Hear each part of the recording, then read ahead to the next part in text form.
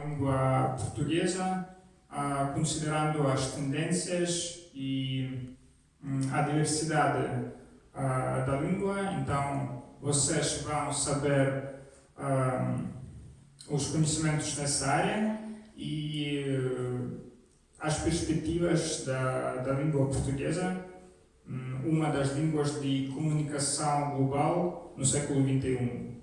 Laísa, pode começar. Muito obrigada pela apresentação.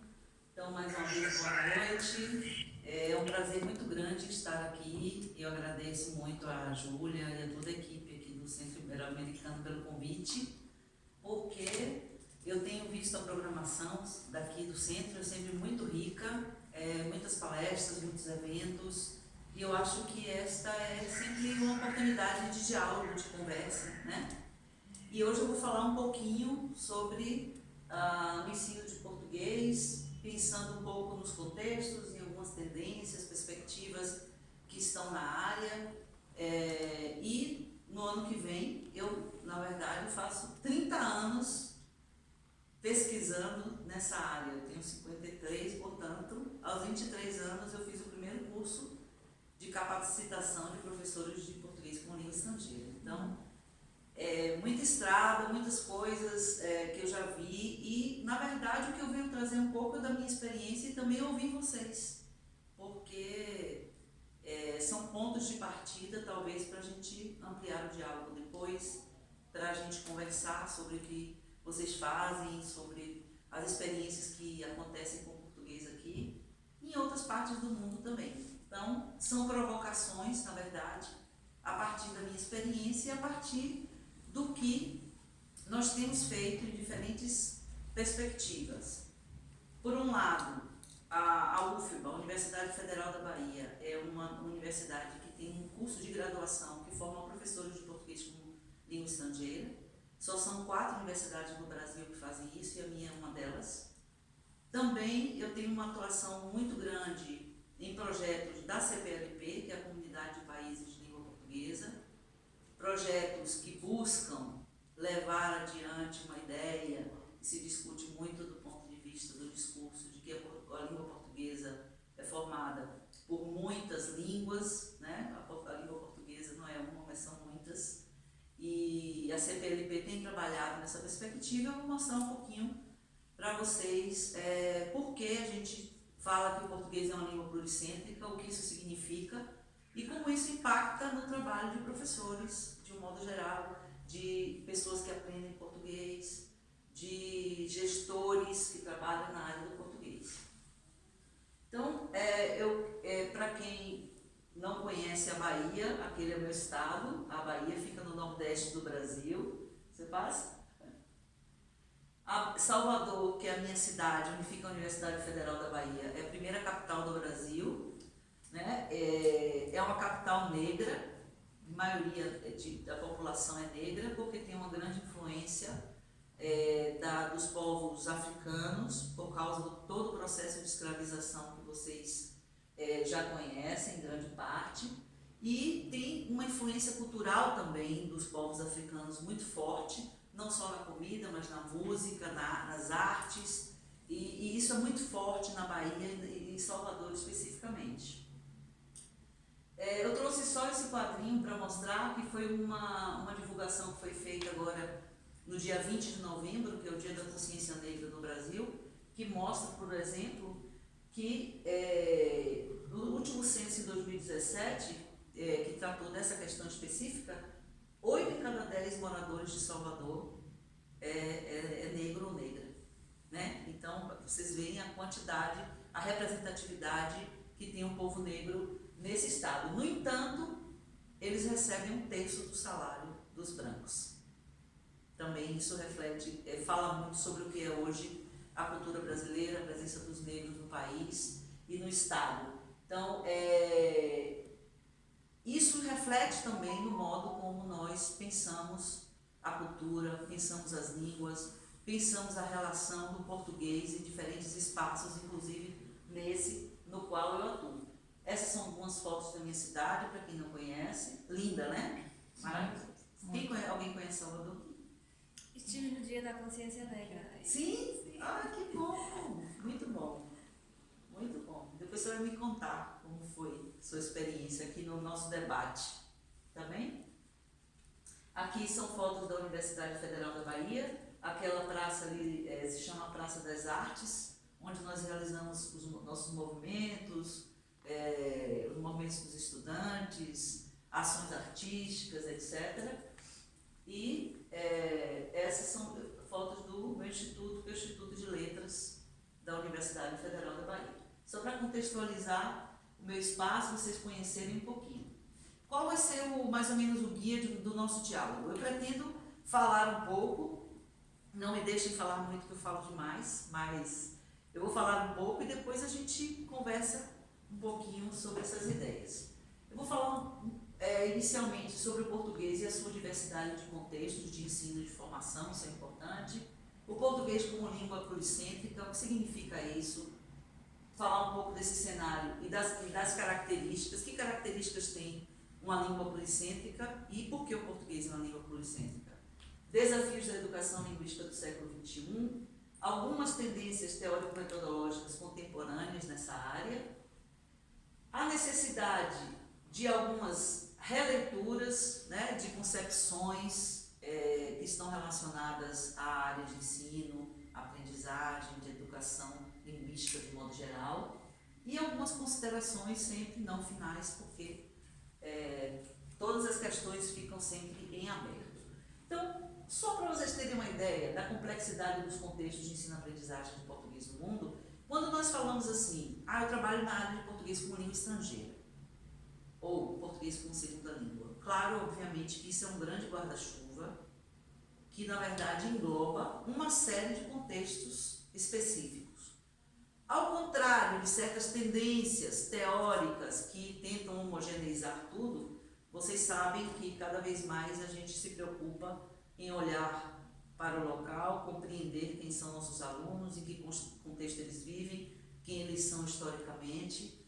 Então, vivemos na verdade, nesse contraste entre o local, o global, tendências que são mais globalizantes e tendências que tentam marcar mais individualmente as identidades. E como isso impacta nos contextos? Porque cada contexto vai determinar tendências pedagógicas, orientações diferentes, até materiais que usamos diferentes. Então, por exemplo, se a gente ensina português para falantes de outras línguas, dentro dos países onde o português é língua do entorno cultural, é uma coisa. Se você ensina português como segunda língua, fora, ou como língua estrangeira, fora dos contextos onde é língua de cultura, isso vai determinar o fato de que os estudantes estão na imersão linguística e outros que eles vão ter outro tipo de insumo fora da sala de aula e dentro da sala de aula.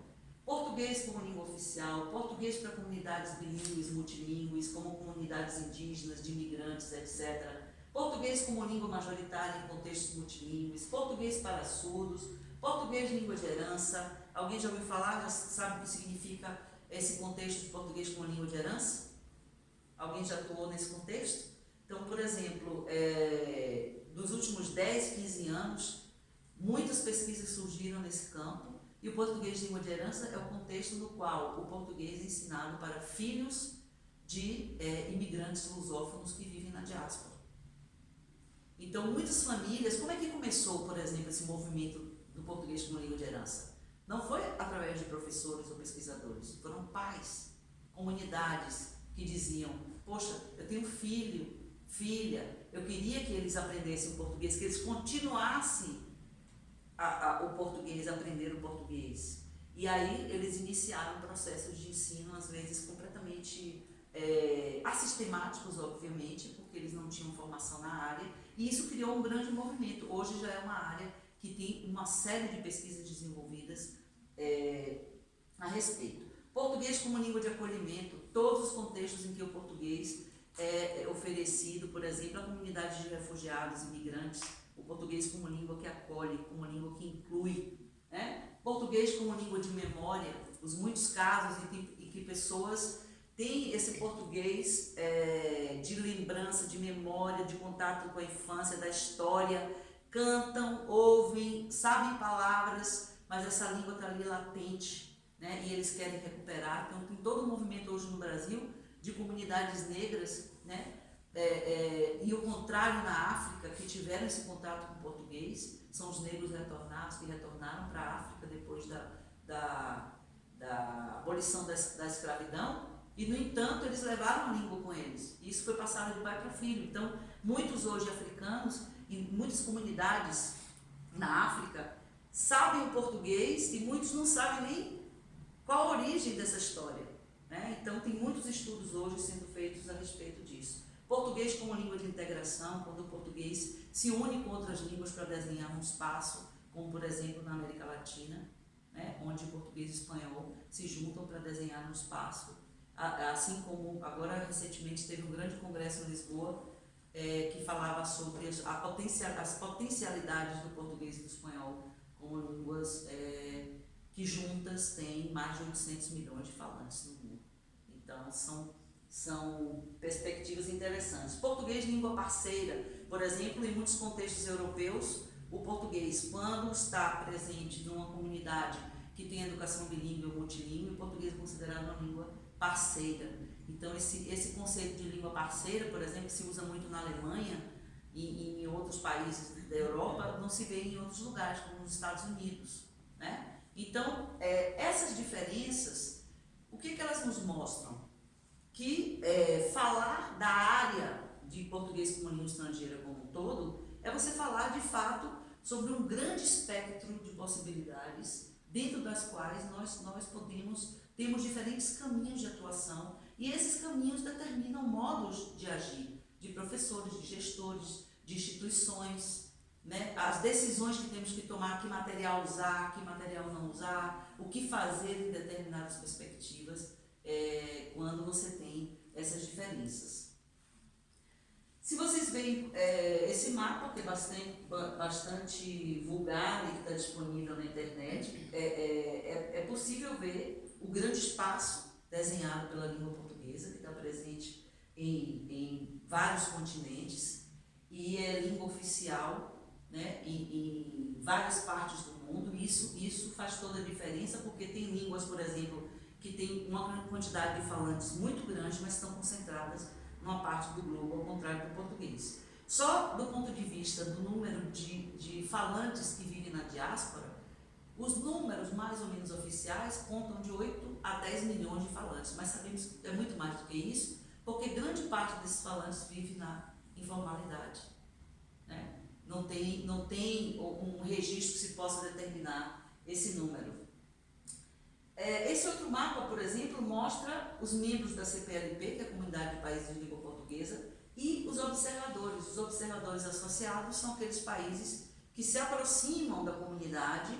Muitos deles solicitam a possibilidade de entrada permanente no grupo e tem uma espécie de posição privilegiado em relação a outros que ainda não são observadores. E as partes em amarelo mostram, por exemplo, países e territórios que têm todo o interesse. E esse número, esse mapa aí, esse mapa é de agosto desse ano. Se eu fosse olhar esse mesmo mapa hoje, ele com certeza já estaria diferente, porque nós temos notícias de mais e mais países que têm interesse de se aproximar da comunidade de países de língua portuguesa por diferentes interesses. Obviamente que os interesses econômicos e políticos estão acima de outros, né? Mas o que seria uma língua pluricêntrica, né? O conceito de pluricentrismo linguístico, na verdade, não foi desenvolvido pelo Rudolf Moore, que hoje é o maior teórico que discute a questão do pluricentrismo. Ele foi criado por Kloss, um alemão, depois aprofundado por Klein, né? Mas foi o Rudolf Moore que pegou esse conceito de pluricentrismo linguístico e, como a gente fala, uma expressão bem comum, trocou em miúdos, né? Criou uma sistematicidade, desenvolveu critérios para que pudéssemos observar o que define uma língua pluricêntrica, o que diferencia uma língua pluricêntrica de outra que não seria pluricêntrica. Então, uma língua pluricêntrica é aquela língua que tem diferentes centros de referência, diferentes centros normativos de referência. O português é uma língua policêntrica, o espanhol também é, e o inglês também é. Então vejam no caso do português. O primeiro critério, o critério da ocorrência. Uma certa língua ocorre em pelo menos duas nações que funcionam como centros, né, interagindo, o que significa que a mesma língua é compartilhada e desenvolvida em cada um dos espaços. Então vejam, nós temos 8 países que têm o português como língua oficial, vocês já conhecem: Angola, Brasil, Cabo Verde, Guiné-Bissau, Moçambique, Portugal, São Tomé e Príncipe, Portugal e Portugal 2 vezes, e Timor-Leste. Um país que cooficializou o português e está em processo de implementação de políticas para a introdução do português na educação básica, que é a Guiné Equatorial. A Guiné Equatorial não tem ainda um volume de falantes, não tem falantes em português. Recentemente eles entraram na CPLP e estão com desenvolvendo processos de difusão do português em seu território. Uma região administrativa especial, a região administrativa especial de Macau, e milhões de falantes na diáspora, como eu acabei de dizer. Então esse primeiro critério ele é perfeitamente atendido, mas não só por isso. O segundo critério, qual seria? Distância. As variedades devem ter suficientes características linguísticas e ou pragmáticas que as distingam umas das outras e que possam servir de símbolo para expressar identidade e singularidade social. Então, na língua portuguesa, nós podemos dizer que há muitas línguas, culturas em português. Cada modo de viver da língua portuguesa tem um espaço histórico, tem um espaço cultural, tem um modo de desenvolvimento diferente. As diferentes línguas e culturas se constituíram a partir de processos históricos e sociais distintos, obviamente, e as identidades de cada uma dessas línguas e culturas são definidas mais por suas ancoragens sociais, políticas e ideológicas, e menos por suas diferenças estruturais estricto sensu. Então, quando a gente pensa, por exemplo, no português de Angola, de Moçambique, Portugal, do Brasil, de Cabo Verde, nós não estamos pensando apenas nas diferenças estruturais estricto sensu, até porque essas diferenças não interferem na comunicação, não interferem na intercompreensão das línguas, mas nós temos diferenças que são marcadas culturalmente, porque são modos de viver diferentes. Diferentes pessoas vivem em diferentes espaços e vivem em português. Como disse Saramago, nós não temos uma língua portuguesa, nós temos línguas em português, né? Então, quando José Saramago diz isso, ele expressa exatamente esse critério, que não é um critério linguístico estricto sensu. Terceiro, estatuto.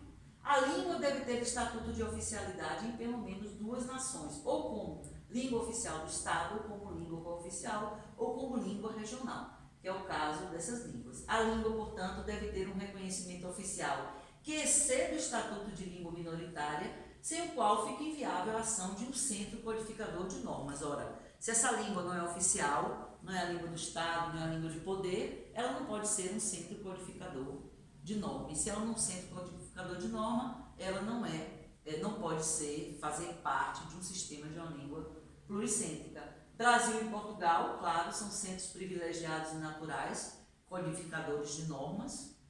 E a gente pergunta, e os outros, né?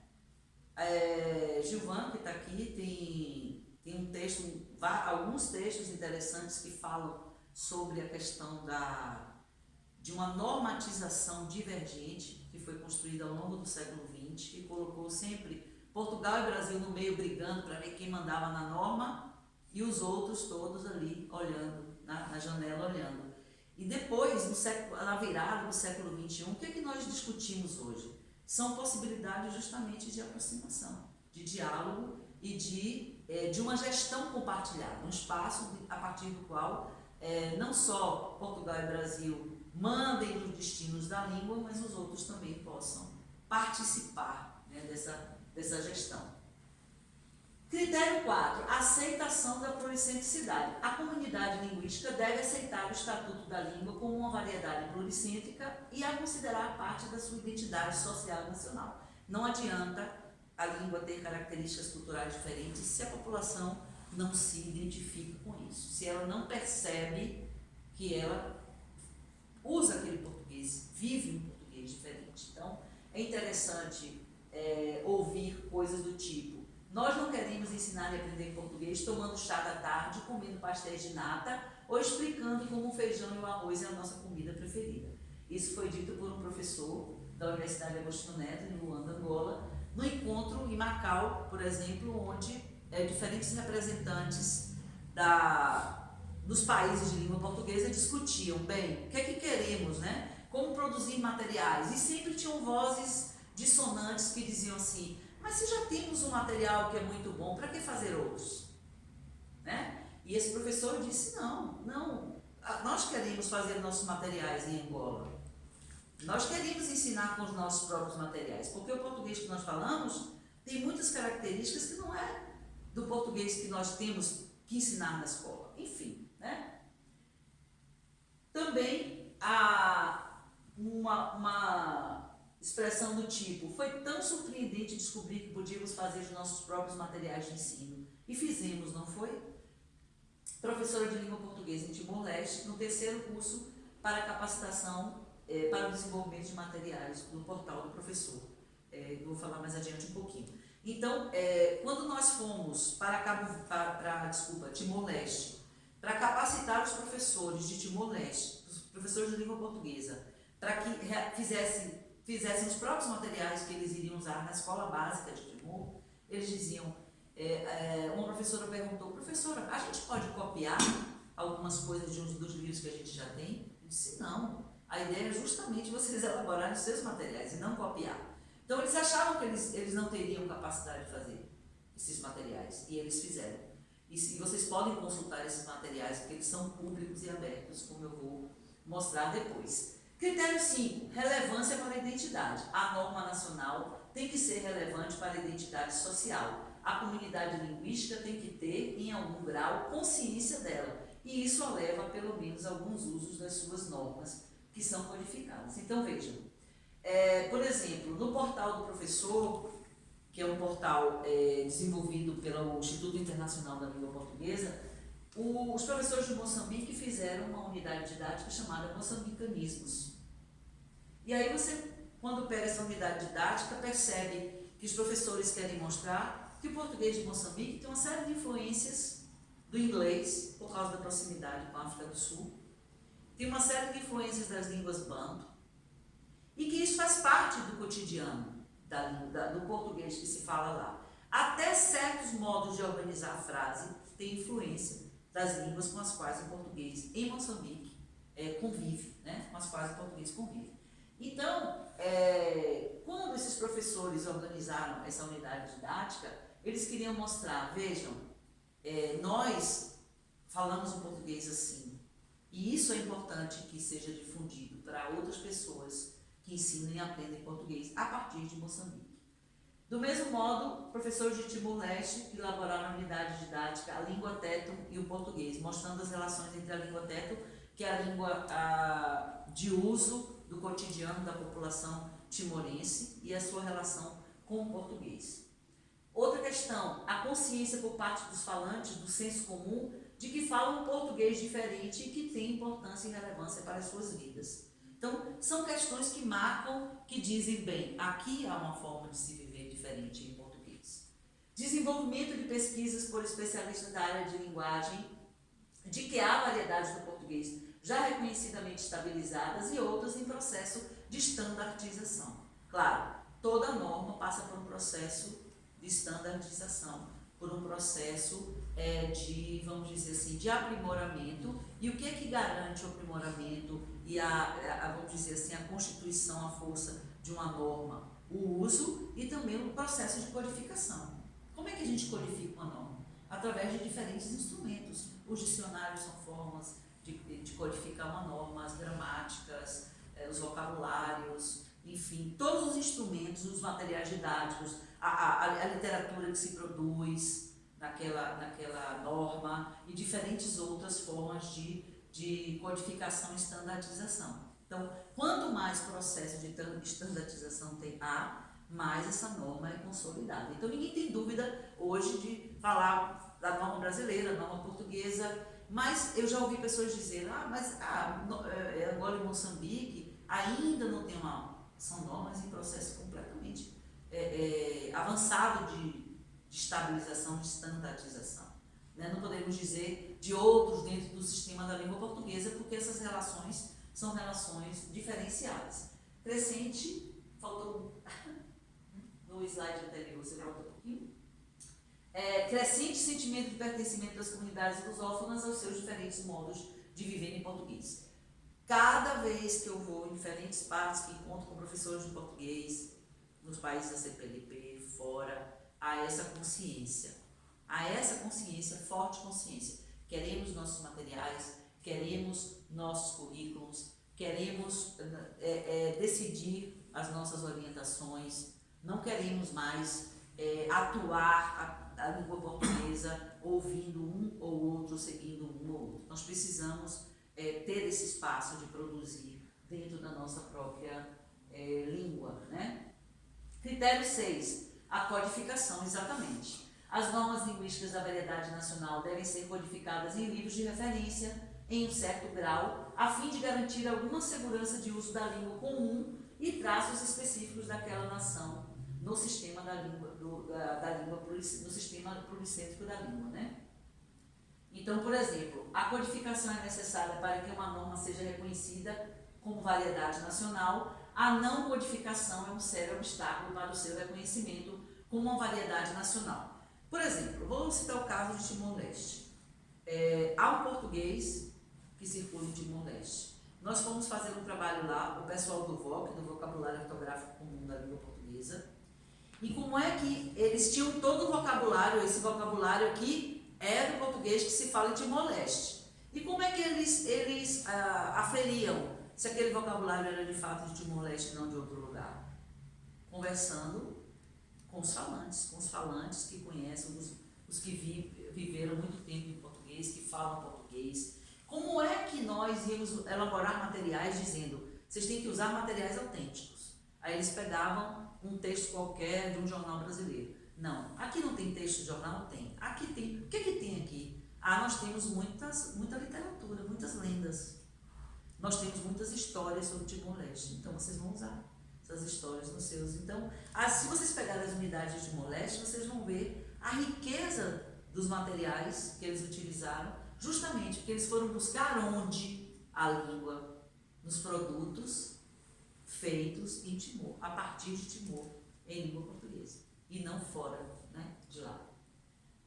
Exemplos de iniciativas multilaterais, por exemplo, de codificação. Eu deixei o endereço ali, http://IUP, Instituto Internacional da Língua Portuguesa, .cplp.org. Eu vou citar só 2 exemplos, vou falar mais do segundo e rapidamente do primeiro. São 2 exemplos de iniciativas multilaterais de codificação e que representam ações diretamente relacionadas a uma ideia de que a língua portuguesa é uma língua policêntrica e que, portanto, vários países podem trabalhar conjuntamente para defender esse espaço comum. O deles é o Vocabulário Ortográfico Comum da Língua Portuguesa. Essa base de dados é uma base fantástica que reúne os vocabulários do Brasil, de Portugal, de Moçambique, o de Angola não está ainda, Portugal, Brasil, Moçambique, Timor-Leste, Cabo Verde, São Tomé e Príncipe, ainda falta Angola, ainda falta Guiné-Bissau. Qual a importância disso? Antigamente você tinha o vocabulário do Brasil, vocabulário de Portugal, e os outros, né, sequer tinham um vocabulário organizado. Essas bases foram sendo organizadas, juntas numa mesma base de dados, de modo que você põe lá uma palavra. Machimbombo. Machimbombo. Onde é que machimbombo é utilizado? Em Moçambique, em tal lugar.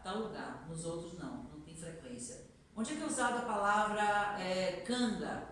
Canga é usada no Brasil, mas não é usada aqui, não é usada lá, é usada em Angola e no Brasil. Então, é possível vocês consultarem qualquer palavra da língua portuguesa em uma base única. Isso é uma ação, essa é uma ação espetacular, porque pela primeira vez une as bases de dados, a ortografia, de todas as línguas em português, que antes estavam separadas, pulverizadas, tá? E o segundo projeto, que é o PPPLE, alguns de vocês até podem já conhecer, que é o Portal do Professor de Português de Língua Estrangeira, Língua Não Materna, é uma plataforma aberta, gratuita, que fornece materiais didáticos para o ensino de português como língua estrangeira, totalmente gratuito. E essas unidades didáticas, elas estão organizadas por países. Então, nós temos unidades didáticas do Brasil, de Portugal, de Angola, Moçambique, Cabo Verde, Timor-Leste, e proximamente vão entrar unidades de São Tomé e Príncipe e Guiné-Bissau. Você tem unidades para grupos específicos, para falantes de herança como língua de acolhimento, para falantes de espanhol, para falantes de chinês. Vão entrar unidades para falantes de surdos, para surdos, aprendizes de português surdos. Então, vocês têm a possibilidade de consultar diferentes perspectivas para o ensino do português a partir dos países, das variedades, ou a partir de grupos específicos. E vocês também podem enviar suas próprias propostas para o portal. Essas propostas passarão por uma avaliação da equipe pedagógica e ficarão também disponíveis. Portanto, atualmente nós temos uma média de 1.500 horas de aula gratuitas disponíveis no portal. Então, essas ações mostram o seguinte: antes, se um professor queria, por exemplo, diversificar e levar uma canção angolana para a sua sala de aula, ou ele está trabalhando em Portugal, ou está trabalhando na Rússia, a variedade que ele ensina é a portuguesa, mas ele queria mostrar... hoje a gente até tem internet para entrar, pegar, etc e tal, mas você não tinha recursos materiais, ou você pegaria essa canção, o que fazer com ela? Hoje você encontra materiais elaborados a partir de diferentes perspectivas, e isso abre um grande campo de reflexão, porque, por exemplo, na semana passada eu dei um curso em Lisboa, o Instituto Internacional da Língua Portuguesa elaborou um curso para a construção de roteiros didáticos. Por quê? Porque como o portal tem muitas unidades disponíveis, muitos professores chegavam lá e diziam: nossa, tem esse mundo de unidades, e por onde eu começo? Nem todo professor tem uma formação adequada, ou tem uma história, tem experiência para dizer: vou pegar essa unidade, vou pegar aquela, vou escolher de tal modo. Então, os roteiros ajudam, orientam. Então, por exemplo, o grupo de professores de Moçambique e de Angola decidiram elaborar um roteiro pelos países da CPLP, só falando sobre as comidas, sobre a culinária, as comidas. Organizaram todo um roteiro que começa em Angola, vai para Moçambique, passa pelo Brasil, passa por Portugal. Então, ele aprende português atravessando as diferentes variedades a partir da temática da culinária. E outros organizaram roteiros para alunos que estão interessados na área de negócios, outros organizaram para a gente que está interessado na área de artes, porque isso é possível. Esses roteiros didáticos também vão estar disponíveis até a próxima semana no portal.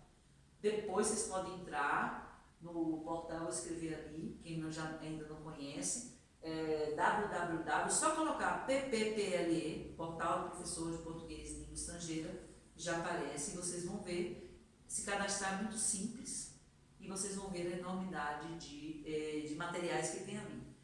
E por que eu estou falando no portal? Porque o portal é uma forma de concretizar a ideia do pluricentrismo linguístico, assim como o VOC, o outro projeto sobre vocabulário, de dizer: não, é possível que a gente trabalhe, que a gente trabalhe na gestão da língua, mostrando que essa língua portuguesa é ampla e diversa. Para resumir, as línguas pluricêntricas, então, apresentam vários centros de referência de onde emanam variadas normas linguísticas. As normas variam internamente, ou seja, dentro de uma mesma variedade de uso, e externamente entre diferentes países ou regiões, obviamente. Se eu for falar da norma brasileira, meu Deus do céu, né? Quantas normas tem dentro da norma? Quantos modos de usar português existem dentro da própria norma brasileira, dentro de Portugal, dentro de Angola? Então, há uma grande diversidade internamente e em relação a essa norma, em relação a outras normas dentro do sistema da língua portuguesa. De acordo com Michael Klein, que publicou esse livro, que é o ponto de partida para toda essa discussão, Pluricentric Languages, há dois pontos fundamentais, né, que estão na base da compreensão das línguas policêntricas. São as relações entre linguagem e identidade e linguagem e poder. Claro, porque é necessário, como vocês viram, uma identificação, um espaço em que os falantes eles se reconhecem como utilizadores, como usuários de um modo de ser e de viver diferente naquela língua. E poder, porque as variedades, as diferentes normas de uma língua, elas têm uma relação que nem sempre é de simetria. São relações normalmente assimétricas. Umas normas estão, né, são mais centrais e outras menos dominantes, né?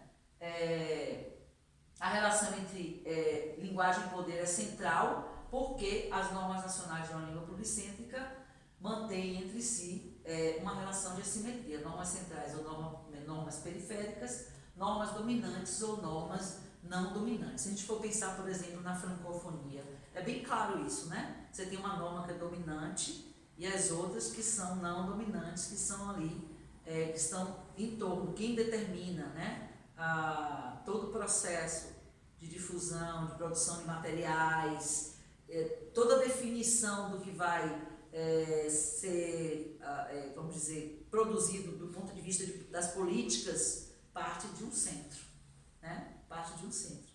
E durante muito tempo, no pluricentrismo da língua portuguesa, nós tínhamos dois ali brigando, Portugal e Brasil, na briga de força, né? Mas qual é o reflexo, então, dessas discussões no ensino, na formação de professores de língua portuguesa, uma língua de expressão global? Até aí, vocês querem fazer alguma pergunta sobre essa ideia do pluricentrismo, sobre essas características? Ou deixamos para o final? Final? Então, vamos lá. Puxa o carro. Então, pensando nesses desafios,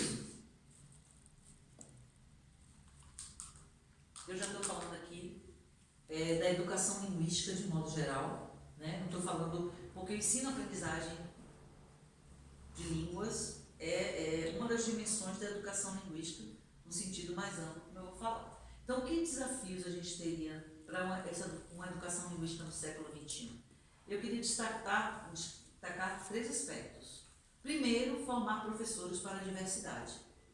Eu conversava com colegas portugueses e também moçambicanos no curso ao qual me referi na semana passada, de que, na verdade, os nossos cursos formadores de professores ainda formam professores numa perspectiva muito antiquada, muito pouco, vamos dizer assim, sensível à diversidade hoje do mundo, aos conflitos, à complexidade que é viver em espaços multilingües e multiculturais que nós vivemos hoje, né? Então, formar professores para a diversidade pensando em cenários multilingües e multiculturais. Como muitos dizem, e nós que fazemos parte da Cátedra Unesco Políticas Linguísticas para o Multilinguismo, a palavra de ordem do século XXI é o multilinguismo, né? É o multilinguismo, é a gente aprender a transitar, a se comunicar, a viver em diferentes espaços e a respeitar as diferentes línguas com as quais nós convivemos. Então, preparar professores para isso. E a maior parte dos professores não está preparada para isso, porque, infelizmente, os nossos cursos ainda são muito fechados para essas discussões. Ensinar línguas para incluir e para subverter. Ora, aprender línguas deveria ser um direito. Um direito de todos, mas a gente sabe que não é. Né? A gente sabe que não é.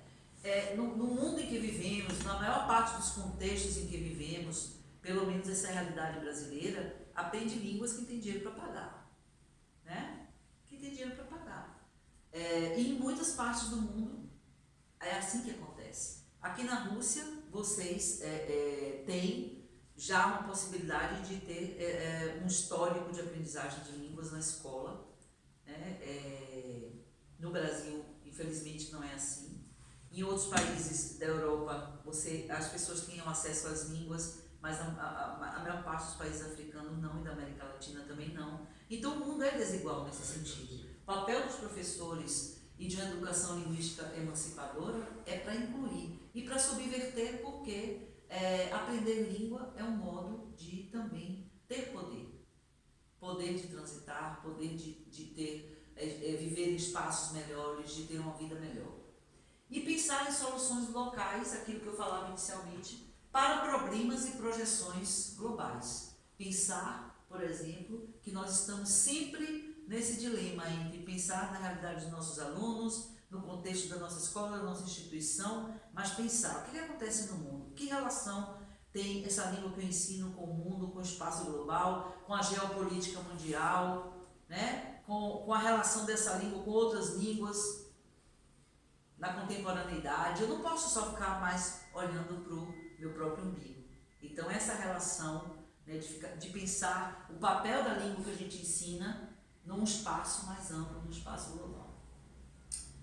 E a educação linguística, como eu falei aqui, eu estou chamando, representa uma dimensão mais ampla da democratização do acesso às línguas, pois inclui não apenas o processo de ensino e aprendizagem de línguas em si, mas também a formação de professores, o desenvolvimento de currículo, o desenho de materiais instrucionais, os processos de avaliação e certificação e, principalmente, as políticas linguísticas criadas em contextos institucionais ou não, para a promoção, a difusão e a projeção das línguas. A educação linguística em português, língua estrangeira ou língua não materna pressupõe, desse modo, uma formação mais ampla do que apenas o domínio da estrutura da língua, mas a apropriação de modos de se viver e de desempenhar ações no mundo por meio dela. Então, quando a gente pensa, quando eu ensino português, eu estou ensinando modos de viver nessa língua, modos de desempenhar ações nessa língua. Aí vocês dizem, bem, isso muda completamente a visão de proficiência, por exemplo, que está na base dessa ideia. Porque a noção de proficiência linguística que a gente conhece, mais ou menos tradicional, clássica, o que é ser proficiente numa língua? Né? É conhecer essa língua até o ponto X. É uma noção que está muito ligada a uma ideia de quantidade, quantitativa. Né? Ela é quantitativa, ela determina, se você sabe até tais aspectos, tais pontos, você está em tal nível. Né? A noção de proficiência contemporânea e que é bastante difundida, por exemplo, em muitos exames de certificação hoje que circulam no mundo, que está presente em muitas práticas de avaliação mais inovadoras, é uma visão de proficiência que considera alguém é proficiente quando ele é capaz de desempenhar ações no mundo através da língua com um propósito social. Isso muda, isso torna completamente diferente, porque a pergunta é, você sabe o tempo, pretérito, perfeito, ou você sabe os tempos do subjuntivo? Não, mas eu perguntar a você, você sabe manifestar uma ideia que exprima condição? Você sabe, por exemplo, defender um ponto de vista, usando tais coisas? Você sabe comprar coisas no café da manhã, para o café da manhã no supermercado? Eu estou pensando em ações no mundo. Eu estou pensando em ações no mundo. Então, a pergunta é, o que alguém é capaz de desempenhar, de agir através da língua? Isso muda a ideia de proficiência, porque sai de uma ideia meramente, vamos dizer assim, quantitativa, voltada para uma noção sistêmica, para passar para uma noção que coloca o sujeito no mundo, em interação com o mundo e pensando no que ele sabe fazer através da língua. E a partir daí, pensando nessa questão, a gente pode, por exemplo, falar de algumas tendências que orientam os currículos, planejamento de cursos, materiais de português e língua estrangeira, língua segunda na contemporaneidade. Vou falar um pouquinho rápido para a gente ter um tempo de discussão. Primeiro, uso de procedimentos pedagógicos, metodológicos críticos e culturalmente sensíveis aos sujeitos envolvidos. Todo mundo sempre ouve falar assim, a gente tem que pensar nos alunos, tem que olhar para os alunos, tem que ir isso para os alunos. Mas a gente sabe que os planejamentos de curso, os currículos, etc., eles na verdade eles não olham para o aluno ou para os alunos. Eles olham para uma massa homogênea, né? Porque eu elaboro um currículo, eu elaboro um material, etc., considerando que aqui é uma massa homogênea que vai ter sempre o mesmo comportamento, vai ter sempre as mesmas respostas, tá? E quando a gente fala em procedimentos metodológicos, críticos e culturalmente sensíveis, é que eles estão dialogando diretamente. Quem são as pessoas que estão aqui comigo nesse momento? E por isso eu vou reolhar para o currículo, eu vou reolhar para o material, eu vou intervir na minha prática, porque eu estarei sempre sensível a essas realidades. E não apenas no papel, como se o ensino é centrado no aluno. Como no aluno? Quem é esse aluno? Esse aluno não tem rosto, esse aluno não tem cara, né? No rosto, cara, voz. Desenvolvimento de experiências de uso da linguagem centradas no sentido e na produção conjunta de conhecimentos. Como é que se aprende língua? Usando, trabalhando, interagindo. Todo mundo aqui é professor ou aprendiz de língua. Todo mundo já ouviu alguém dizer assim: eu faço uma prova de tal língua muito bem, mas falar mesmo não falo não. Por quê? Porque saber o conhecimento estanque da língua é uma coisa, saber usar é outra coisa. São dois conhecimentos. Eu posso saber muito uma língua, fazer uma prova excelente, e na hora não sai, né? Trava, a língua embola, porque o uso é que vai determinar a sua proficiência, e não apenas um conhecimento estanque da língua. E isso tem que fazer sentido, isso tem que ser parte da interação. Eu costumo dizer que nas situações, nas salas de aulas contemporâneas, o foco não está nem no professor, que era a situação clássica, nem no aluno, que é a situação que virou moda. O foco está na interação, no que acontece a partir da interação entre professor, aluno e materiais. Enfoque na língua em uso, a norma de uso no contexto de ensino e também fora dele. Todo mundo fala, eu trabalho com a língua em uso. O que é trabalhar com a língua em uso? Quer dizer, todos os problemas de linguagem são decorrentes do uso e não de algo que eu estabeleço, eu trago aqui. Eu digo, bem, primeiro a gente vai estudar esse microfone, depois, né, nós vamos ver como é que usa o microfone. Primeiro a gente vai saber de que é feito e tal. Primeiro a gente vai saber o nome dos componentes, a gente vai desmontar o microfone e só depois eu vou usar. Não, a gente começa usando o microfone. Usando o microfone, os nomes que o microfone tem, as partes, se era feito de plástico, de metal, isso é consequência.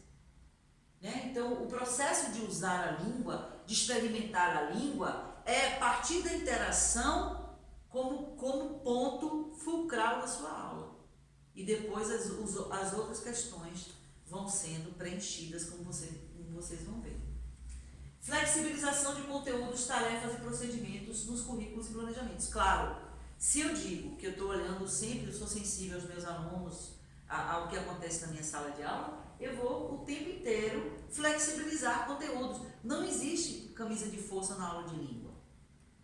Porque se você tem uma camisa de força na aula de língua, você prejudica o aluno que anda devagar, você prejudica o aluno que anda mais rápido, você prejudica o aluno que pode ajudar os outros, você prejudica aquele que tem vergonha de falar, você prejudica todo o processo de interação, porque uma sala de aula que não é colaborativa, que não é intercultural no sentido de que você cria zonas de negociação, é uma sala de aula que ficam aquelas ilhas assim, né? E que o avanço sempre é mais baixo. Por quê?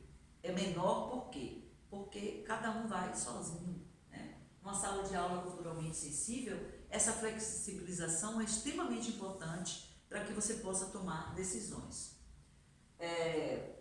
Eleição de materiais autênticos, com menos deslocamento possível dos contextos reais em que são utilizados. Todo mundo aqui tem materiais, ou pega materiais, que tem lá aqueles textos às vezes bizarros, parecem. Tem um texto mesmo que circula muito, que é muito utilizado para ensino de português como língua estrangeira, que tem textos do tipo, tem um que é assim, muitos até já vão até conhecer, e é um diálogo, parece um diálogo de doido, tem assim, olha, ali tem uma festa, outro diz, tem um argentino, outro tem um alemão, tem um escocês, tem um não sei o que, tem um não sei o que. A outra diz, e tem um cabeludo. A outra fala, o cabeludo é meu marido. Acabou o diálogo. Então, você vê um diálogo desse, você diz, bem, são textos claramente forjados para um objetivo específico, que é estudar as nacionalidades. Os materiais didáticos estão cheios de textos forjados, textos que são elaborados para um determinado fim pedagógico. Qual o prejuízo disso? Primeiro, que você não está trabalhando com a língua em uso. Segundo, que você não está trabalhando com a língua tal como ela é, né? Você está criando uma espécie de laboratório, jogando o seu aluno dentro do laboratório, e dentro desse laboratório ele só vai aprender a quantidade de palavras que você quer, os itens que você quer. Eu já vi professores dizendo, a gente precisa elaborar um texto que só tenha pretérito perfeito. Como assim, gente? Né? Porque só pode ter um tempo verbal, não existe isso na vida real. Então, o texto autêntico, o que ele vai fazer? Ele vai jogar o seu aluno com algo que é desafiador. Por quê? Claro, você vai escolher textos que tenham a ver com o nível de proficiência do seu aluno, mas você não vai definir, eu não posso pegar esse texto porque aqui tem um tempo verbal que ele não aprendeu ainda. Claro que não. Ou aqui tem uma palavra muito difícil. Não. Língua é surpresa. Aprender língua é novidade. Se a sua sala de aula não tem novidade, não tem surpresa, não tem imprevisível, a sua sala de aula é um horror. Até porque, hoje, contemporaneamente, com toda a internet, com o mundo digital aí, o seu aluno sai dali, ele vai buscar coisa muito mais fora do que dentro. Qual vai ser o diferencial da sua sala que não tem lá fora? A interação. O feedback. O contato com outros colegas. O fato de ouvir o que o outro vai dizer. O fato de poder contrapor, ter um ponto de vista, contribuir, ajudar o outro. Isso não existe. Ele pode pesquisar o que ele quiser. Mas essa oportunidade da interação, né, que ele tem, que ele vai ter com o professor, com os colegas, ele não vai ter. A questão do material autêntico também. A noção de autenticidade também é relativa. Claro, obviamente, né? O que seria um texto autêntico? O texto autêntico, todo e qualquer gênero textual discursivo que circula no espaço da vida, né, de um determinado contexto de uso de uma norma, de uma língua. Mas, é claro, eu vou no restaurante, eu vejo um cardápio lindo, ótimo. Nossa, que ótimo, a gente adora, o professor adora ficar pegando coisas, né? Para levar para a sala de aula, a gente fica pegando aqueles exemplos. Aí eu pego aquele cardápio, que lindo, vou levar para a sala. Eu tiro esse cardápio e levo para a sala de aula, né? Obviamente, ele sofre uma perda de autenticidade, porque ele passou por um processo de didatização. Mas, ainda assim, né? Ele vai ser muito mais autêntico do que se você sentar para inventar um cardápio. Eu, por exemplo, sou coordenadora de uma coleção didática de ensino de português com língua estrangeira, a Brasil Intercultural, e a equipe uma vez veio mostrar uma tarefa que eles tinham feito. Eu falei assim, gente, vocês elaboraram esse cardápio? Elas disseram, como é que você sabe? Eu falei, bem, você pega o cardápio e tem aqui pratos, e no lugar de pratos tinha farofa. Qualquer pessoa minimamente que tenha uma vivência mínima, né, do português brasileiro sabe que farofa não é prato. Farofa é um acompanhamento. Então, é óbvio que é uma coisa que só pode acontecer quando alguém inventa um cardápio porque quer mostrar certas palavras e não outras, né? Então, o que vocês puderem usar da vida, que foi produzido numa situação real de interação, levem para a sala de aula. Esse material autêntico, esse material vai dar uma amostra do que é que se usa de fato em diferentes contextos, né?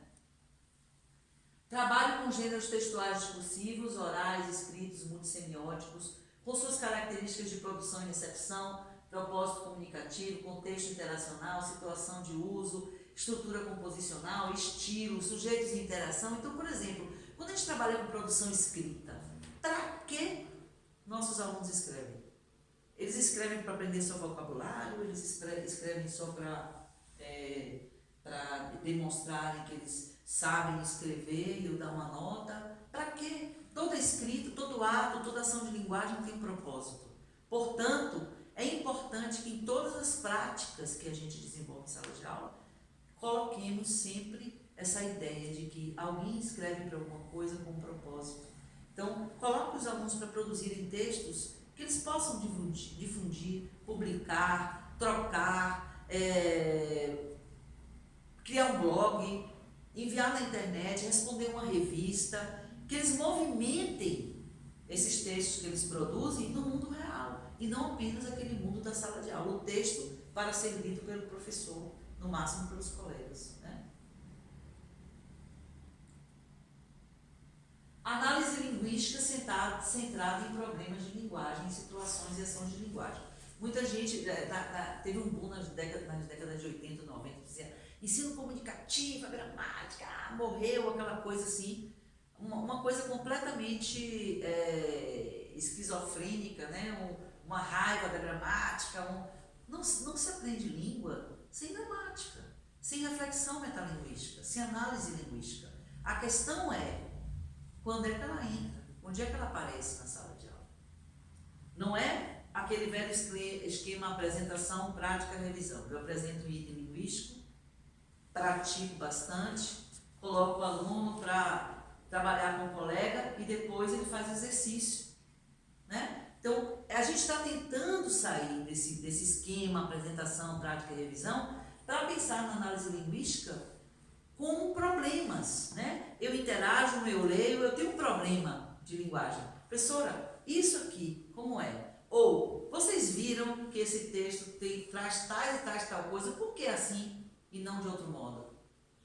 Percebem? Porque quando a gramática, a reflexão linguística, ela parte do uso, da reflexão, do trabalho com o texto, de uma pergunta, ela tem um outro significado na sala de aula. Ela vai sendo construída à medida em que você avança. Isso não quer dizer que isso não possa ser introduzido em sala de aula, mas sempre buscando, a gente sempre tem que buscar a relação entre essa linguagem, a relação entre o que você está fazendo em sala de aula e a reflexão que você quer desenvolver. A partir do uso, né, para não ficar aquela coisa solta. Formação de professores de aprendizes de línguas como mediadores interculturais, agentes de interculturalidade. Por isso mesmo, que eu já falei, todo professor de língua, ele na verdade é um construtor de interculturalidade no momento em que ele constrói o espaço da sala de aula como um espaço de negociação, né, entre aquelas diferenças culturais e interculturais. Organização dos currículos com base em aspectos múltiplos, capacidades a serem desenvolvidas, conteúdos gerais específicos, modos de avaliação, temas, projetos, expectativas de aprendizagem. Antes, os currículos eram organizados como os livros didáticos por itens gramaticais. Eu estabeleço todos os itens, todos os conteúdos linguísticos e os currículos se organizam a partir daí. Hoje, há diferentes formas de organização curricular que não colocam os itens linguísticos como principais, vamos dizer, pontos de destaque. Eles são consequência de outros aspectos, ou combinados com outros aspectos. Harmonia entre as diferentes etapas e componentes de um currículo ou curso, conteúdos, procedimentos e atividades, materiais, processo de avaliação, etc. Isso aí, a questão da harmonia, se coloca como um ponto fundamental, né? Organização da gestão pedagógica que articula e gerencia diferentes dimensões do processo de ensino-aprendizagem. Então, uma gestão pedagógica que está olhando sempre para todos os pontos integrantes, os aspectos integrantes de todo o processo, corpo docente, discente, currículo, materiais, avaliação, respeito ao sistema histórico de cada contexto pedagógico analisado. Então, eu estou falando, por exemplo, de tendências hoje, grandes instituições que trabalham com ensino de línguas. Lá na UFBA, por exemplo, nós temos o NUPEL, que é um grande núcleo de ensino de línguas estrangeiras e que tem todo um trabalho de reflexão dentro dessa perspectiva. Então, por exemplo, todas as decisões são tomadas em relação àquele público que vai trabalhar naquele semestre. Por exemplo, quantos alunos nós temos, quantos cursos nós temos. Por exemplo, agora nós vamos ter curso de Quimbundo e Yorubá, né? São duas línguas africanas. Então, como é que isso vai entrar dentro do planejamento de toda a comunidade? Como é que vamos trabalhar? Quem são esses alunos? Então, tudo é programado e é discutido a partir dessa decisão em conjunto. Então, essa é uma tendência também contemporânea.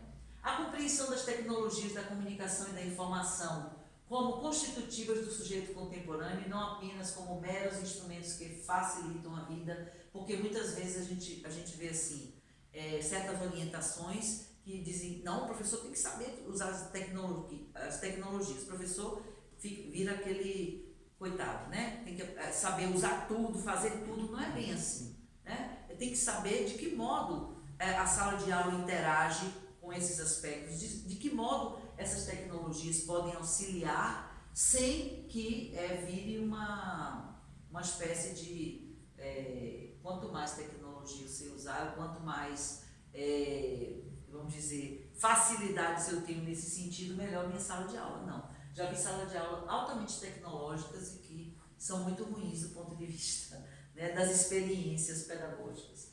O uso das tecnologias como aliadas no processo de ensino-aprendizagem, justamente aproveitando o seu potencial multidimensional, multi-informacional, agregador e multiplicador. Então, por exemplo, muitos de vocês até usam estratégias para ensinar português à distância, por Skype, por outros métodos. Eu conheço vários, eu mesmo já tive aulas de língua à distância. É muito bom, é muito interessante. Hoje tem 1000 mecanismos para facilitar isso, né? O trabalho de educação para a internet e a produção de conhecimentos no mundo digital. Então, por exemplo, uma das atividades que nós fazemos com os alunos estrangeiros, já a partir do final do básico, do intermediário, eles produzirem conteúdos para a internet. Os avançados, por exemplo, eles se juntam, eles fazem verbete para a Wikipédia, eles fazem uma série de coisas, interagem. Eles, por exemplo, alunos do básico, a gente assiste um vídeo, alguma coisa, eles entram lá na página do vídeo para comentar, para fazer comentários, para ler os comentários dos outros internautas, para opinar, né? Eles estão o tempo inteiro usando a tecnologia, né, para interagir, porque eles fazem isso na vida deles. E por que não fazer na língua que eles estão aprendendo, né? Então, e usar essa educação para a internet no sentido de que há muitas coisas aí, mas o que vocês devem procurar em português? Né? O que é interessante? Também tratar isso como um tema da sala de aula. Portanto, a gente tem a partir daí a necessidade de reestruturação ou reconfiguração de algumas concepções ou princípios fundamentais. A gente precisa repensar a concepção de língua que a gente tem quando a gente pensa nessas novas tendências, quando a gente pensa no português como essa língua de expressão global, internacional. Rever a língua de um modo diferente. A gente não pode mais ter a ideia da língua apenas como sistema, estrutura, como forma. A língua tem que ter a gente tem que ter uma outra compreensão dessa língua como espaço de interação, a língua como ação social, como atividade situada, né? Porque se a gente não pensa na língua nessa perspectiva, o que a gente vai levar para a sala de aula? Do mesmo modo a cultura, quando a gente pensa na indissociabilidade entre língua e cultura, o que eu estou chamando de cultura? Não estou chamando de cultura o falar sobre alguma coisa, aquela aula que a gente diz, agora é o momento da língua, vamos aprender tal coisa, agora é o momento da cultura, eu levo alguma coisa sobre a cultura, as festas, as manifestações, não. E esse falar sobre a cultura relacionada a uma língua é uma parte só do que é a cultura de uma língua. Porque a verdadeira cultura de uma língua, onde é que a gente aprende? Na língua. Se eu considero a indissociabilidade entre língua e cultura, tudo que eu leio, tudo que eu assisto, tudo que eu discuto a partir dos produtos de uma língua são produtos culturais dessa língua. Então existe a cultura do falar sobre, que é uma cultura objetiva, mas o mais importante é a cultura subjetiva. É a experiência de viver a cultura através dos produtos de uma língua, através dos produtos culturais produzidos em uma língua. Então pense nisso, né? Que às vezes a pessoa diz assim, eu não tive tempo de trabalhar aspectos culturais, a gente lê uma crônica, a gente lê um texto de notícia. Hello! A crônica, a notícia, ali também está cheio de cultura. Entendem? Porque a cultura não é só esse falar sobre. A cultura está aí, nos produtos, naquilo que você vive de uma língua também, a cultura. o perfil do professor e suas capacidades para ensinar no século XXI, o papel da educação linguística no século XXI, como nós já falamos, e o papel das instituições governamentais para a promoção da educação linguística em espaços multilingües, plurilingües e multiculturais. Isso, né, esses aspectos estão sofrendo já modificações. A gente tem que repensar esses aspectos, porque esses aspectos nos afetam diretamente. Professores, gestores, alunos de línguas, nos afetam diretamente. Deixa eu ver, acho que vou dar uma puladinha para a gente discutir um pouco. Deixa eu falar. Por exemplo, certas dicotomias como nativo, não nativo. Diz assim, a gente tem que aprender a língua como nativo. Todo mundo já sabe que esse nativo morreu, né?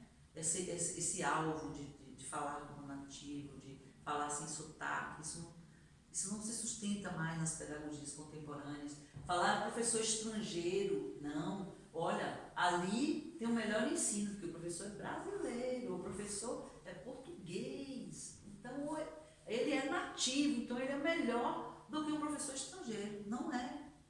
Não é. Porque qualquer pessoa que construa um espaço na língua que ensina é dono dessa língua. Então, o fato de um professor ser um professor estrangeiro que ensina português, um russo, uma russa que ensina português, não faz dele professor pior, porque ele não é nativo. Isso não existe. Aliás, eu já comprovei empiricamente, né? Numa determinada escola que eu fiz uma intervenção, uma grande escola que tinha mais de 5.000 alunos de línguas, e eu provei que os professores não nativos eram muito melhores que os nativos. Por quê? Os não nativos estudavam, liam e conheciam mais literatura brasileira do que qualquer outra coisa. E aqueles que nasceram, viviam deitados em berço esplêndido, achando que basta ficar quieto que já sabe tudo. Porque nasce com o chip da cultura, o chip do conhecimento, porque nasceu ali. Não é verdade. Sabe por quê? Porque a cultura de uma língua é vivência, é experiência. À medida que você vive nessa língua, que você trabalha com essa língua, você vai aprendendo a interpretá-la, assim como o nativo. Qual é a diferença? A diferença é que quem nasce numa língua tem uma relação mais próxima com essa língua, né? Mas nós, mesmo vivendo como, entre aspas, um nativo, a gente vive, tem a necessidade o tempo inteiro de estar interpretando essa língua. Então, viver numa língua é uma questão de interpretação, e nós traduzimos o tempo inteiro. Então, não ser nativo, ser professor estrangeiro, não faz de ninguém melhor ou pior. Falar de dentro, falar de fora, então eu sei que eu estou falando porque eu sou brasileiro. Não, você não sabe, depende do que você está falando. Né? Falar sobre cultura e viver a cultura. Então, privilegiem, né? Falem sobre a cultura, mas vivam a cultura. Porque os seus alunos têm que aprender a viver a cultura através da língua e não só falar sobre a cultura. Viver a cultura é uma experiência completamente diferente. Né? Então, eu vou pular um pouquinho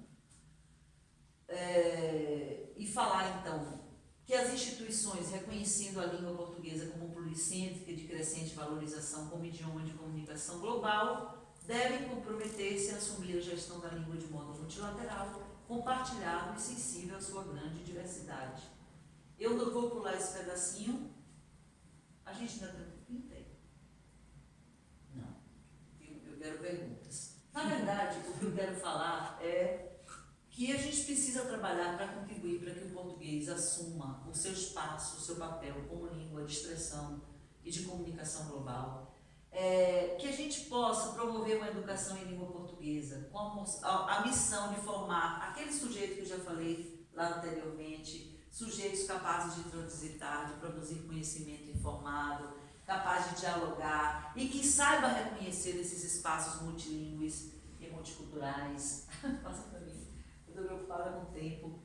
Promover uma educação para todos, como eu já falei, valorizar e promover diferentes línguas, porque o português convive com muitas línguas, então é necessário que o português respeite esses espaços também de outras línguas com as quais convive, e também incentivar o desenvolvimento de materiais e recursos e objetos educacionais de todo tipo para o ensino de língua. Eu, por exemplo, tenho trabalhado nos últimos anos para produzir conhecimento livre e aberto, né? Eu acho que todos nós vamos chegar num ponto da humanidade bastante interessante o dia que produzirmos conhecimento aberto e livre, que a gente precisa pagar para conhecer. Então, isso aqui é importante. Sem concluir e ampliando a questão, as políticas para a língua portuguesa em contextos institucionais e também fora deles devem basear-se em princípios e ações, então, resumindo, voltados para a formação humana, democrática e inclusiva, para a educação linguística mais sensível aos sujeitos que ensinam e aprendem, de modo que a língua ou as línguas possam cumprir o seu papel de mediadoras interculturais no século XXI. E para finalizar mesmo, eu queria ler para vocês esse pedacinho de Paulo Freire. Muitos de vocês e muitos devem conhecer, já devem ter ouvido falar de Paulo Freire, um grande teórico, pedagogo brasileiro que hoje, infelizmente, está sendo execrado no Brasil. E ele diz o seguinte: me sinto seguro porque não há razão para me envergonhar por desconhecer algo. Testemunhar a abertura aos outros, a disponibilidade curiosa à vida, a seus desafios, são saberes necessários à prática educativa. Viver a abertura respeitosa aos outros e, de quando em vez, de acordo com o momento, tomar a própria prática da abertura ao outro como objeto da reflexão crítica, deveria fazer parte da aventura docente. A razão ética da abertura, seu fundamento político, sua referência pedagógica, a boniteza que há nela como viabilidade do diálogo. O sujeito que se abre ao mundo e aos outros inaugura com seu gesto a relação dialógica em que se confirma como inquietação e curiosidade, como inconclusão em permanente movimento na história. Paulo Freire. Obrigada, gente. Eu falei por isso que eu falava demais, viu? Temos tempo para perguntas? Tem? Alguma questão que vocês queriam colocar? Queriam falar? Comentários?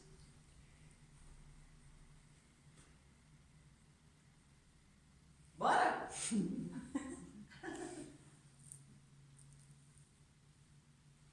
Ninguém?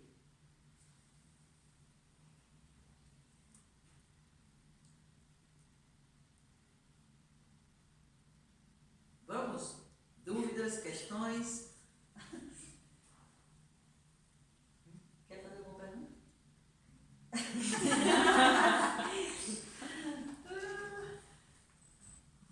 Quer? Fácil. A tarefa da professora. Quando no final tem pergunta, né? Quando não tem pergunta, Todo mundo aqui é professor, professora? Não? Não. Não? Vocês aprendem português? Sim. Sim? Todo mundo? Sim. Vocês entenderam bem o que eu falei? Sim. Sim? Ah, que bom. Sim. Aliás, adorei sua tese, porque foi justamente isso que aconteceu. Como eu estudei português por conta própria, não fiz curso, não fiz faculdade nem nada, então era exatamente a minha técnica, na base de um uso mesmo. Isso. Uma conversação, interação com pessoas nativas, no meu caso, mas enfim, e realmente eu concordo nessa questão que é só assim que você aprende língua, porque quando a gente estava na escola, por exemplo, eu desde quinta série estudei inglês. Você pergunta se eu falo, né? Não. Você, tipo assim, se eu tiver alguma situação assim, drástica, aí talvez eu me viro, né? Mas no resto não. Já em português é mais fácil, porque eu já comecei usando, aí depois eu comecei com gramática e outras coisas. Então você acha que o que determina mesmo é o uso, né? Eu acho. E eu tenho certeza disso. hoje o que os falantes autônomos descobriam, né, na prática, hoje a gente leva para a sala de aula como uma orientação pedagógica. Sim, A língua só se dá no uso. Por que não levar para a sala de aula? O que a gente ficava fazendo na sala de aula? A teoria. A essas teoria. duas A teoria. melhor a prática. No Como diz um estudioso brasileiro, linguista, ele diz: nós não precisamos saber o nome dos músculos da perna para correr. Pois é. Sim. Precisamos saber? Não precisamos. Né? Então, a gente fica o tempo inteiro... Agora vejam, não só na sala de aula de língua estrangeira, na sala de aula também de língua materna, por exemplo, no Brasil, nós ficávamos, os alunos, só aprendendo gramática, conceitos, classificações, gramáticas, e não aprendendo a falar, a escrever, a discutir, né? E tem outra Não coisa aprendendo o importante uso, mas também. aprendendo conceitos. Sim, e tem outra coisa importante, que a língua é viva, né? Ela muda todo dia. Aparecem novas palavras, sei lá, novos conceitos de palavras antigas. Sim. E se você só está estudando teoria, se está aprendendo teoria, você não vai conseguir simplesmente se integrar nessa sociedade Sim, que com vive e certeza. fala o idioma. Perfeito, perfeito. Você fala muito bem, tá vendo? Obrigada. Você também estuda?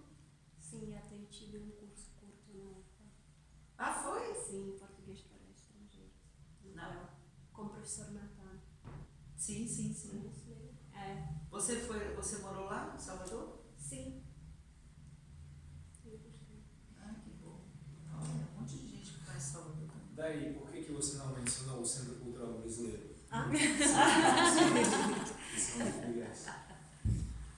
Você aprendeu lá também? Dari é estudante, ex-estudante do Centro Cultural. Ah, que bom. estava sim. O Ruslan também. Por isso eu perguntei. Como você não fala? Bom, Eu sou professora de inglês Ah. e aprendo português. Ah, que E bom. como a professora, eu queria perguntar se a metodologia comunicativa é popular no ensino de português. Por que estou a perguntar? Já tenho experiência na aprendizagem de português nas cidades diferentes da Rússia. Também tive aulas particulares com professores de Portugal. E o que fizemos nas aulas? Lemos, traduzimos e fizemos exercícios de gramática. É tudo. É uma ótima pergunta, porque é o seguinte, a abordagem comunicativa, ela está desde a década de 70 sendo utilizada. Desde a década de 70. E a partir daí, em diferentes desenvolvimentos, ela veio caminhando. No Brasil, por exemplo, o grande boom da abordagem comunicativa foram as décadas de 80 e 90.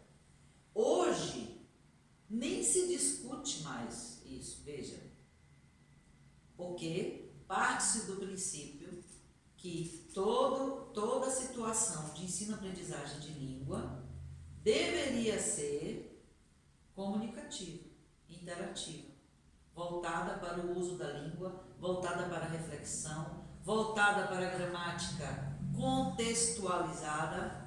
O que é uma gramática contextualizada? Eu pego uma questão da gramática, mas eu estou pensando essa questão no texto, no que eu estou falando, na situação que eu estou aprendendo, né? Mas a realidade é muito diferente. Ainda há muito a prática do ensino da gramática estrito sensu, sem essa perspectiva comunicativa. Ainda há. Então, isso agora. Há certos contextos que isso é mais forte e há outros que isso é mais fraco. Certo? Então, há certos contextos de ensino de línguas que são mais tradicionais e outros são mais abertos para, de fato, práticas comunicativas. Entendeu? Mas você tem toda a razão. Essas diferenças acontecem. Mas a área de português como língua estrangeira, ela é bastante rica, como todas as línguas, e há práticas comunicativas e há práticas não comunicativas. Ainda hoje, século XXI. Giovana. Uma pergunta para ela. Você notou uma diferença entre o modo como você aprendeu inglês e o modo como você aprendeu português?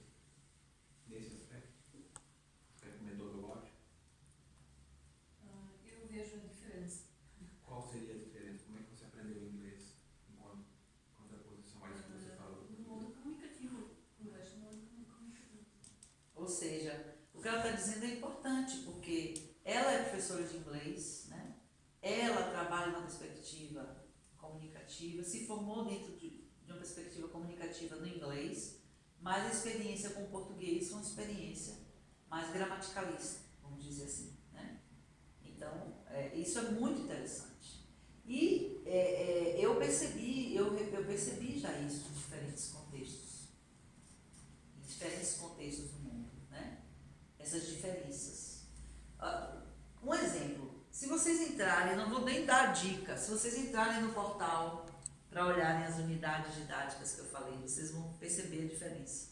Vocês vão pegar unidades que são totalmente comunicativas, interativas, voltadas para o uso, vocês vão pegar unidades que são só centradas na gramática. Né?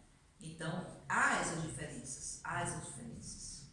Mas justamente o que a gente tenta fazer é mudar essa perspectiva, fazer com que os professores repensem as suas práticas.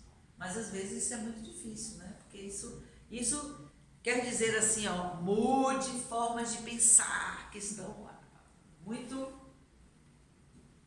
arraigadas, né? Formas de pensar muito tradicionais. Vamos? O pessoal está avisando ali. Gente, muito obrigada. Viu? Muito obrigada. Obrigada pela presença e participação. Obrigado pela sua palestra e tivemos muita sorte em recebê-la aqui e saber mais sobre a língua portuguesa e nos contextos políticos, pedagógicos e culturais. E mais uma vez obrigado pela contribuição no desenvolvimento do Centro Ibérico-Americano e da Biblioteca da Literatura Estrangeira. Eu que agradeço. Muito obrigada por você. O meu filho